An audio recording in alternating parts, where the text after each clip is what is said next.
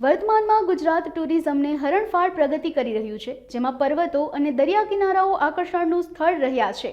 તેમાં વલસાડ જિલ્લાને અરબી સમુદ્રનો એક રળિયામણો દરિયા કિનારો મળ્યો છે, જેના કારણે વલસાડ જિલ્લાના તિથલથી લઈ ઉમરગામના નારગોલ જેવા સ્થળો પર્યટકો માટે આકર્ષણનું કેન્દ્ર બન્યા છે. આ ગામની ગ્રામ પંચાયતને લગ્નગાળાના 1 વર્ષ દરમિયાન પ્રી વેડિંગ શૂટમાં 11 લાખ રૂપિયાની આવક થઈ છે, જે રકમથી ગામની સાફ સફાઈ પાછળના ખર્ચ કરવામાં આવે છે.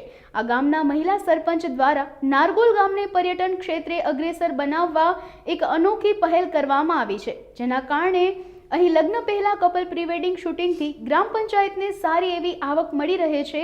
સામાજિક વનીકરણ વિભાગ દ્વારા અહીં દરિયા કિનારા પર ઇકો ટુરિઝમ સેન્ટર બનાવી સુંદરતામાં વધુ 4 ચાંદ લગાવ્યા છે. નારગોલ ગામ અરબી સમુદ્ર કિનારે આવેલું એક રળિયામણું ગામ છે. અમારા ગામની ખાસિયત અને કુદરતી પ્રકૃતિ સુંદરતાને કારણે આજે ગામમાં પ્રી વેડિંગ શૂટિંગ માટે ઘણા લોકો બહારથી આવે છે.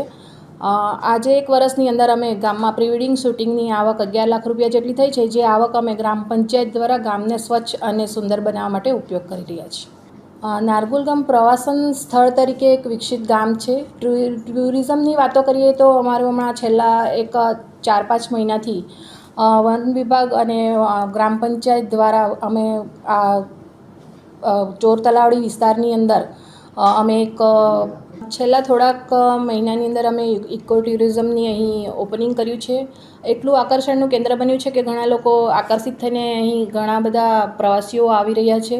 અહીંની અંદર પાણીની વ્યવસ્થા, ચેન્જિંગ રૂમ એવું અનેક અમે વ્યવસ્થા ઊભી કરી છે, જેને કારણે આજે અમારું નારગોલ ગામ પ્રી વેડિંગ અને એક પ્રવાસન સ્થળ તરીકે ખૂબ વિશ્વવિખ્યાત થઈ ગયું છે.